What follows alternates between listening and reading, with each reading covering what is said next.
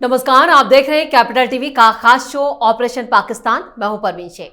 Operation सिंदूर की दहशत पाकिस्तान में आज भी है। उसके कई आतंकी लॉन्च पैड्स को भारत ने तबाह कर दिया, जिससे आतंकी संगठनों को काफी नुकसान हुआ। अब पाकिस्तान इन लॉन्च पैड्स को फिर से जिंदा करने की तैयारी में है, जिसको लेकर बहावलपुर में आतंकियों और आईएसआई के अधिकारियों की मीटिंग की खबर सामने आई है। मीटिंग में आईएसआई ने भरोसा दिया है कि वो फंडिंग जुटाकर फिर से आतंकियों के ठिकानों और लॉन्च पैड्स को बनाने में मदद करेगा।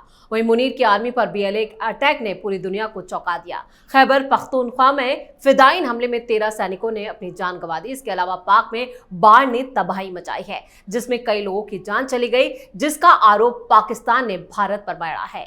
इन्हीं तमाम खबरों पर चर्चा के लिए स्टूडियो मौजूद हैं कैपिटल टीवी के editor in chief doctor Manish Kumar और एग्जीक्यूटिव एडिटर राजीव कुमार। आप दोनों का बहुत बहुत स्वागत है। धन्यवाद।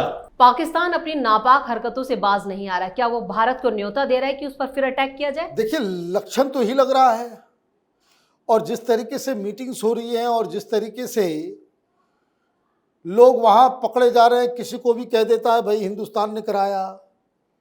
ये पुरानी बातें, ये काम करते करते 20 साल गुजर गए पाकिस्तान के, ये साबित करने के लिए कि पाकिस्तान के अंदर आतंकवाद जो हो रहा है वो हिंदुस्तान कर रहा है। जैसे हम लोगों ने दुनिया भर में पाकिस्तान को एक्सपोज कर रखा है कि पाकिस्तान ही जो है वो दुनिया के टेररिज्म का वो हब है, ट्रेनिंग सेंटर है और terror capital of the world है। ये पाकिस्तान इस तरह की चीज़ों को करके कुछ हासिल तो नहीं कर पा रहा, पिटाई अलग हो गई। अब जो खबर आ रही है, ये खबर पाकिस्तान के लिए अपने ही पैर में कुल्हाड़ी मारने जैसी है। ये खबरें जब आ रही है कि आईएसआई फिर से टेरर नेटवर्क को खड़ा कर रहा है, जिन मरकज़ों को, जिन मदरसों को हम लोगों ने उड़ाया, फिर नए लॉन्च पैड बना रहा है, ये सारी चीज़ें हिंदुस्तान के लिए अच्छी खबरें हैं। अच्छी इसलिए क्योंकि यही सारी चीज़ें ये एफएटीएफ में पाकिस्तान के खिलाफ इस्तेमाल होगा। आपको बनाना, आप बनाओ ना भाई। वो टेररिज्म का जो हब था, बहावलपुर हो या फिर हाफिज सईद का हेडक्वार्टर हो, या हर जगह जो हम लोगों ने तोड़फोड़ किया, उसको फिर से रीबिल्ड आप कर रहे हो। रीबिल्ड कौन कर रहा है? पैसे कहाँ से आ रहे हैं उसको? यही सारे साक्ष्य और सबूत तो हिंदुस्तान एफएटीएफ में जाकर के जमा करेगा कि ये देखिए, मारे गए आतंकवादी और जो लोग डैनियल पर्ल की हत्या में शामिल थे, वो नमाज जनाजा को लीड कर रहा है। तो ये तो बिल्कुल साफ है कि वहाँ टेररिस्टों को शहीद का दर्जा दिया जा रहा है, और इसमें सरकार, आर्मी, आईएसआई सारे लोग इसमें शामिल हैं। तो they are making those mistakes जो हिंदुस्तान के लिए सबूत की तरह वो इस्तेमाल होगा जब एफएटीएफ की अगली बैठक होगी। तो ये तो पाकिस्तानी की बुद्धि जो है, वैसे ही वो कहते हैं ना, अकल चरने के लिए चला गया है, तो वही बात ये लोग कर रहे हैं। बिल्कुल। जिस मीटिंग का जिक्र हो रहा है और जिस मीटिंग को लेकर जो खबरें आ रही हैं, उसका इरादा क्या है? क्या ये एक और बड़े किसी आतंकी संगठन को, आतंकवादी हमले को अंजाम देना चाहता है पाक? देखिए, पाकिस्तान क्या करना चाहता है ये तो अगली की बात है, लेकिन भारत क्या करना चाहता है इसकी जानकारी तो मिल गई। ये खबरें आई कहाँ से? ये खबरें कोई अमेरिका का इंटेलिजेंस एजेंसी से नहीं दिया, और न ही इजरायली इंटेलिजेंस एजेंसी ने दिए। ये खबर भारत सरकार के इंटेलिजेंस एजेंसी की है, और अभी पराग जैन नए रिसर्च एंड एनालिसिस विंग के प्रमुख बने हैं, और वो ऑपरेशन सिंदूर में भी उनकी भागीदारी थी। वो एक्सपर्ट माने जाते हैं, चाहे टेक्निकल इंटेलिजेंस हो या फिर ह्यूमन इंटेलिजेंस हो, और उनकी एक्सपर्टीज भारत सरकार ने वो ऑपरेशन सिंदूर में उसका उपयोग भी किया। और अभी इंटरसेप्ट हुआ मैसेज, जानकारी मिली खुफिया एजेंसी को कि बहावलपुर में एक मीटिंग हुई, और उस मीटिंग में लश्कर तैयबा के, हिजबुल मुजाहिदीन के, ये सारे आतंकी संगठन हैं, इसके टॉप कमांडर, ये सारे टॉप कमांडर, टीआरएफ के टॉप कमांडर, और फिर आईएसआई के कुछ टॉप इंटेलिजेंट एजेंट, ये सारे लोग इकट्ठे हुए, और वे इकट्ठा होकर मीटिंग कर रहे थे कि कैसे आगे इन कैंप्स को बनाएं तो भारत के रडार से बच सके, वहां पर हम किस तरीके से व्यवस्था करें जिससे कि सैटेलाइट इमेज भारत को न मिल सके, भारत की खुफिया एजेंसी को धोखा कैसे दे सके।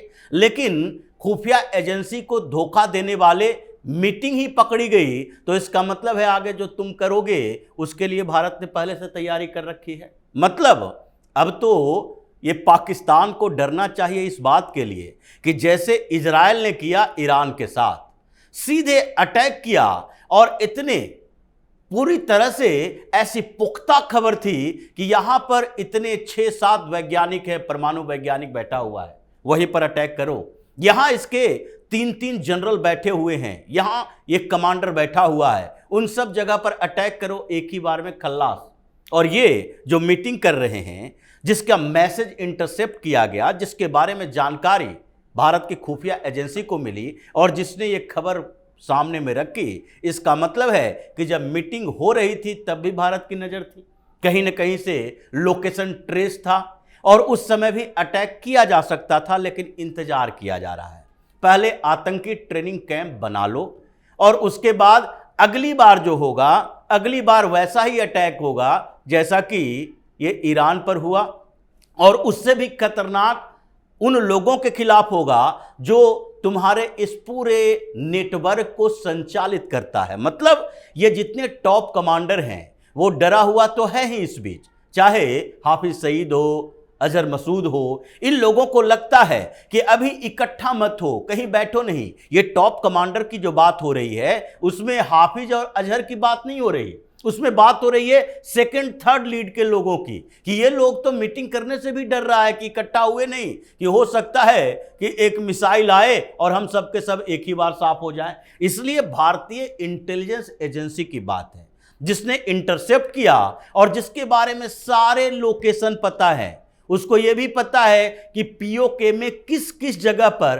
15 आतंकी लॉन्चिंग पैड बना रहा है, ये लॉन्च पैड कहां कहां बना रहा है, सब पता है कि बहावलपुर में किस किस जगह पर ट्रेनिंग कैंप बनाने जा रहा है। मतलब पहले से ही जानकारी हमारे पास है। जैसे ही कोई एक्टिविटी होगी, और पीएम मोदी ने पहले कह दिया है कि एक भी आतंकी कार्रवाई एक्ट ऑफ वार माना जाएगा, हम अगली बार परमिशन नहीं लेंगे, पहले देखेंगे 15, 20, 25। इस बार संख्या तो लंबी है, लेकिन लिस्ट में काउंट नहीं किया जाएगा कि 10 है, 11 है, 21 है, 22 है, 25 है। एक ही बार सफाया करने का प्लान बना लिया गया है। बिल्कुल, पाकिस्तान खुद न्योता दे रहा है कि अटैक किया जाए, लेकिन पाकिस्तान में आई बाढ़ से जो तबाही है उसका आरोप भी वो भारत पर लगा रहा है। देखिए, पाकिस्तान में कुछ भी होता है, उनकी काहिली का जो सब कुछ जो है वो भारत ही जिम्मेदार होता है जी। अब 18 लोग बह गए, वो स्वात नदी में बह गए, उसका हिंदुस्तान से क्या लेना देना। लेकिन आपने कह दिया कि भाई बाढ़ की वजह से जो है वहाँ पे 5-5 डिस्ट्रिक्ट्स में जो है वो इमरजेंसी अलर्ट जो है जारी किया गया है। अच्छी बात है। क्या क्या किया हिंदुस्तान ने जिसकी वजह से बाढ़ आ गई। वैसे खबर जो है वो कल आएगी, कल सवेरे सवेरे खबर आ जाएगी कि किस तरीके से सियालकोट और पंजाब के इलाके में चिनाब नदी का कहर जो है वो बरस रहा है। कारण 2 दिन पहले हम लोगों ने, क्योंकि अब जम्मू कश्मीर में भी बारिश हो रही है, हिमाचल में भी बारिश हो रही है, पूरा हिमालय देखिए किस तरह से खबरें आ रही है, हर जगह बादल फट रहा है, तो हमारे डैम्स हो गए, भर गए। तो हमने शुरू से नहीं खोला, तो सबसे पहले हम लोगों ने झेलम का खोला, तो झेलम से जो है वहाँ बाढ़ आ गई। तो झेलम से बाढ़ आ गई तो इन लोग चिल्लाना वही, भाई हिंदुस्तान ने ये कर दिया, वो कर दिया। भाई हिंदुस्तान करेगा नहीं, ये तो पहले ही बताया गया था कि तुम आतंकवादी के घटना को अंजाम दोगे तो हमने सस्पेंड कर दिया है।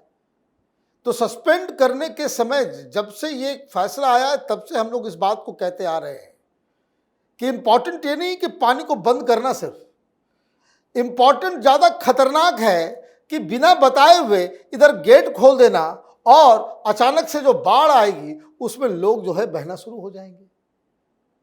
तो वो जैसे ही वो स्वात रिवर की तस्वीरें आई सोशल मीडिया पे, और भी पाकिस्तानी भी बता रहे थे कि देखिए इंडियन वालों ने पानी फेंक दिया। अरे भाई रोक लो, क्यों नहीं इंतजाम किया।